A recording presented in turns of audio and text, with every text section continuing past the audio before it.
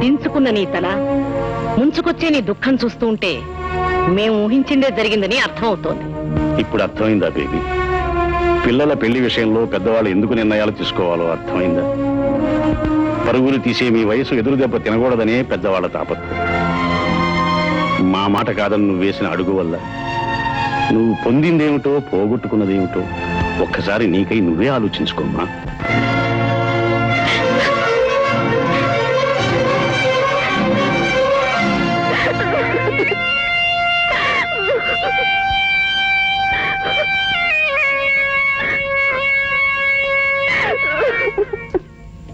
బాబు గారు, ఇంట్లో గ్యాస్ అయిపోయింది, అందుకని హోటల్ నుంచి క్యారేజ్ తీసుకొచ్చాను.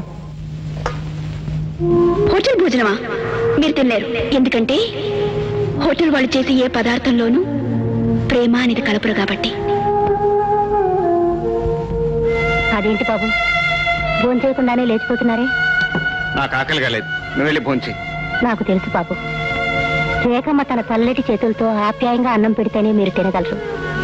చూడు బాబు, అమ్మగారు ఇల్లు పెట్టి అప్పుడే వారం అయిపోయింది. సంసారంలో వచ్చే కలతల్ని సర్దుకుపోతేనే ఆ కాపురం కలకాలం నిలుస్తుంది బాబు. నా మాట విని మీరు వెళ్ళి రేఖమ్మకు నచ్చజెప్పి తీసుకురండి బాబు. నేను వెళ్ళి నచ్చజెప్పి తీసుకురావాలా? ఏ తనే రావచ్చుగా, ఈ ఇల్లు తనది మాత్రం కాదా? అది నా ఇల్లే అయితే జరిగిన చిన్న గొడవకి కోపంతో నన్ను ఇంటి నుంచి వెళ్ళిపోమని ఎందుకు చెప్పాలి? కోపంతో భర్త ఒక మాట అన్నంత మాత్రాన కాపురాన్ని కాదనుకోవటం మంచిది కాదమ్మా. నా మాట విని జరిగింది మర్చిపోయి అతని దగ్గరికి వెళ్ళిపోమ్మా. ఎన్ని రోజులు నేను రాకపోతే కనీసం ఆయన వచ్చి నన్ను తీసుకెళ్ళొచ్చుగా. అతనే వచ్చి పిలవాలని నువ్వే రావాలని అతను, ఇద్దరూ పంతం పట్టి కూర్చుంటే పచ్చని కాపురం పాడైపోయే ప్రమాదం ఉందమ్మా. సంసారం అనే సాగరంలో ఆటుపోట్లు సహజం. ఆలు మగలు వాటి తట్టుకుని దాంపత్యం సాగించాలి. ఆస్తిని అంతస్తుని చివరి కన్నవాన్ని కూడా వదులుకొని మీ జీవితంలో కడుగు పెట్టింది రేఖ. నా మాట విని మీరొక్కసారి దాని కళ్ళెదురు కనిపిస్తే అన్ని అపార్థాలు తొలగిపోతాయి. మళ్ళీ మీ జీవితం స్వర్గంగా మారుతుంది. రేపే నేను మా అత్తగారు వెళ్తున్నాను. నేను మళ్ళీ తిరిగి వచ్చేసరికి మీ ఇద్దరు అన్యోన్యంగా ఉండాలి.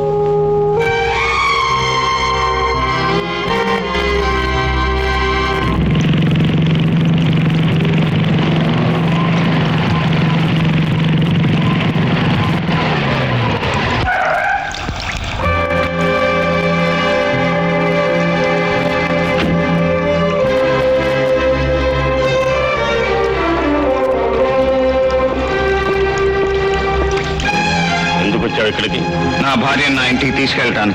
నువ్వు పొమ్మన్నప్పుడు పోయి రమ్మన్నప్పుడు వస్తుందనుకున్నావా? మా ఇద్దరి మధ్య ఉన్న అనుబంధం ఇంకా తెగిపోలేదని అనుకుంటున్నాను. అందుకే తను నాతో వస్తుందనే నమ్ముతున్నాను. ఇక్కడే ఉండు, అమ్మాయిని పిలుస్తాను. సారీ మిస్టర్ గోపి, రేఖ నీతో రావడానికి ఒప్పుకోవడం లేదు. నేను తన కోసం వచ్చానని చెప్పారా? చెప్పాను. బాధ్యత గల కన్న తండ్రిగా నీతో వెళ్ళమని, తన కాపురాన్ని సరిదిద్దుకోమని చెప్పాను. కానీ ఆ ఇంటితో గానీ ఆ మనిషితో గానీ తనకి ఏ సంబంధం లేదని ఖచ్చితంగా చెప్పింది.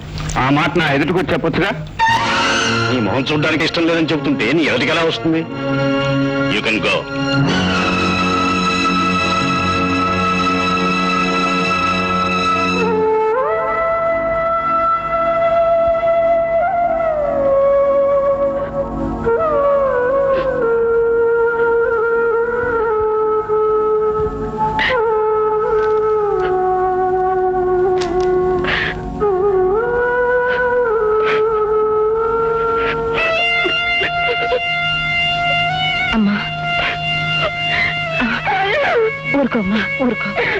ఊరుకో.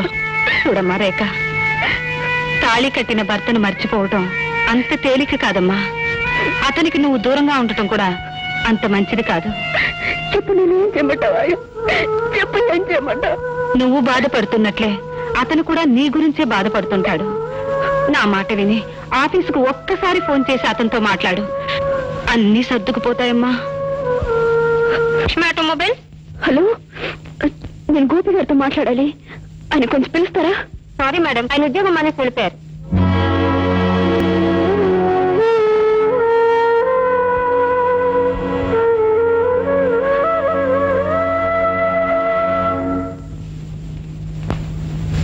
సామాన్లు త్వరగా కార్లు పెట్టండి, టైం అవుతుంది. అలాగేనమ్మా. మాలిని, ఇదిగో నీ passport, ticket. Thanks. London Heathrow airport లో పప్పు వాళ్ళు వచ్చి నేను రిసీవ్ చేసుకుంటాను. నీకు స్టెర్లింగ్ కరెన్సీ ఎంత కావాల్సి వచ్చినా వాళ్ళే ఇచ్చే ఏర్పాటు కూడా చేశాను. డాడీ హలో బేబీ, నీకు లండన్ నుంచి ఏమేం కావాలో లిస్ట్ రాసి ఇవ్వమ్మా, మీ మమ్మీ తీసుకొస్తుంది. నాకేం అక్కర్లేదు డాడీ. నేను గోపి దగ్గరికి వెళ్ళిపోవాలని నిర్ణయించుకున్నాను. ఆ విషయం చెప్దామని వచ్చాను. అదేమిటమ్మా, చీపో అన్న మనిషి దగ్గరికి మళ్ళీ పెడతానంటావా? ఎన్నన్నా ఎన్ననుకున్నా ఆయన నాకు తాళి కట్టిన మనిషి మమ్మీ. తాళి కట్టిన వాడు కొట్టినా తిట్టినా పడుండే రోజులు పోయాయమ్మా. ఈ రోజుల్లో భార్య భర్త కంటే ఎందులోనూ తీసిపోదు. నిజానికే ఉంటే తనే రావచ్చుగా. చూడమ్మా రేఖ, నువ్వు పెళ్లి చేసుకుని కళకళలాడుతూ ఉండాలని నేను మీ మమ్మీ కోరుకున్నాం. కానీ అనుకున్నది జరగకపోవటమే కదా జీవితం. అందుకే మా కోరిక ఫలించలేదు. అఫ్కోర్స్ నువ్వు మళ్ళీ కలిసి ఉండాలనుకోవటంలో తప్పు లేదు. అందుకే నేను మీ మమ్మీని ఎయిర్పోర్ట్లో దింపి గోపి దగ్గరికి వెళతాను. ఇంకా అతని మనసులో నీకు స్థానం ఉంటే తప్పకుండా వెంట పెట్టుకు తీసుకొస్తాను. ఓకే? Okay daddy.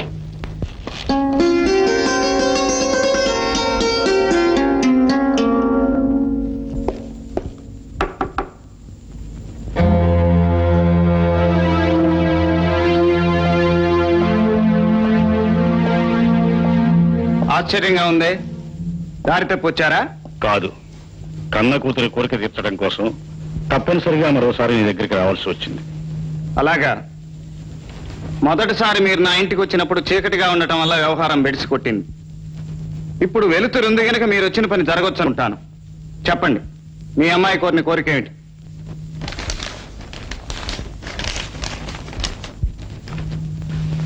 ఏమిటది? విడాకు సంబంధించిన కాగితాలు. వీటి మీద సంతకాలు చేయించి తీసుకురమ్మని రేఖ కోరింది. పోయినసారి మమ్మల్ని కలవద్దని చెప్పడానికి వచ్చారు, ఇప్పుడు విడిపొమ్మని చెప్పడానికి వచ్చారన్నమాట. నేనేం చెప్పినా జరిగేది మాత్రం నా కూతురు ఇష్ట ప్రకారమే జరుగుతుంది. కాగితాల మీద సంతకం చేస్తున్నందుకు కానుకనుకుంటావో ఖరీదనుకుంటావో నీ ఇష్టం.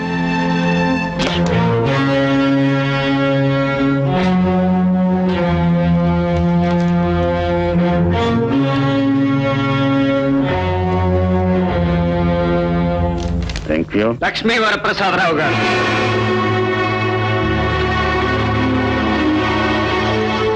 ఈ డబ్బు మీ దగ్గరే ఉంచండి. మీ అమ్మాయి రెండో పెళ్లి కట్నంగా ఉపయోగపడుతుంది.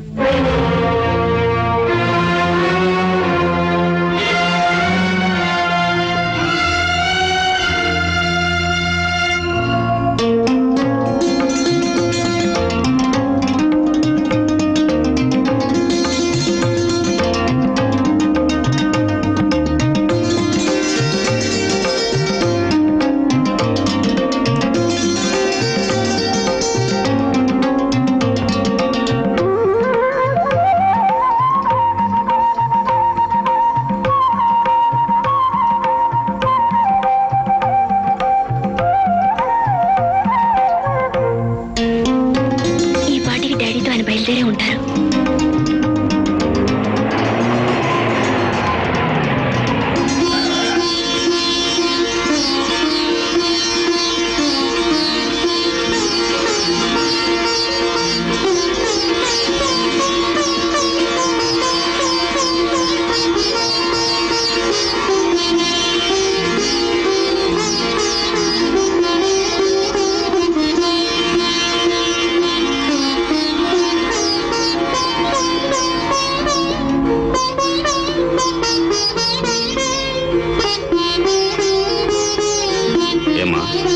చాలాసేపటి నుంచి ఎదురు చూస్తున్నట్టున్నావు కదా. నువ్వు చాలా అమాయకురాలు అమ్మా. నువ్వు అతన్ని ప్రేమించావు గానీ అతను నిన్ను ప్రేమించలేదు.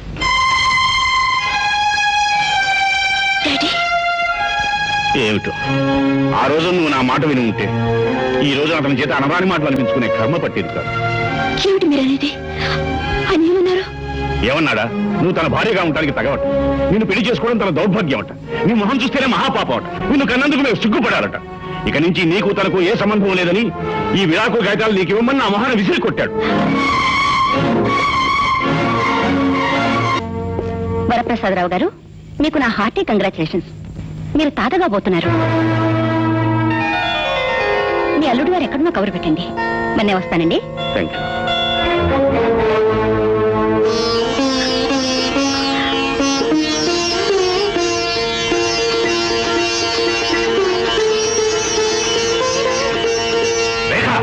ఎక్కడ ఎక్కడికి? నా ఇంటికి వెళ్తున్నా డాడీ. ముందు ఆయనతో ఈ శుభవార్త చెప్పాలి. తన తండ్రి కాబోతున్నాడు అని విషయం తెలిస్తే అన్న తప్పులన్నీ మన్నిస్తారు. పుట్టబోయే బిడ్డ కోసమైనా విడాకులు వద్దంటారు డాడీ. అని తప్పకుండా నన్ను దగ్గరికి తీసుకుంటారు.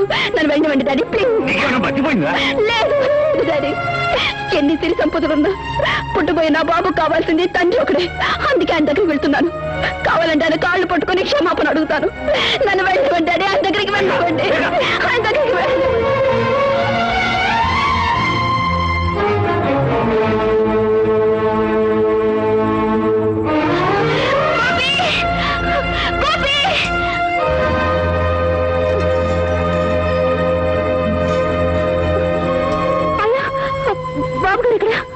బాబు గారు ఊరొదిలి పెట్టి వెళ్ళిపోయారమ్మా.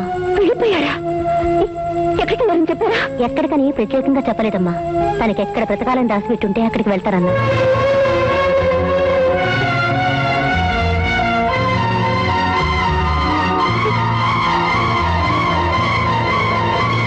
అమ్మగారు అమ్మగారు అమ్మగారు, ఏమైందమ్మా? అమ్మగారు ఏమైంది? రేఖ, రేఖ, అమ్మా రేఖ, అమ్మా, అమ్మా. అదిరా మూర్తి నా పరిస్థితి. విధి మనుషులు కలిసి నా జీవితాన్ని అనుకోని మలుపు తిప్పారు. అందుకే అందరికీ దూరంగా ఉండాలని ఈ ఊటీ వచ్చేసాను. నువ్వు కనుక నాకు సాయం చేస్తే. అవేం మాటలు గోపి, మన ఇద్దరి మధ్య తేడా లేదని నీకు ముందే చెప్పాను. ఈ గ్యారేజ్ మీదే అనుకో, ఇక్కడ నీకు ఏ లోటు ఉండదు. మన ఇద్దరు కలిసి పనిచేసుకుంటాం. Thank you Murthy, thank you very much.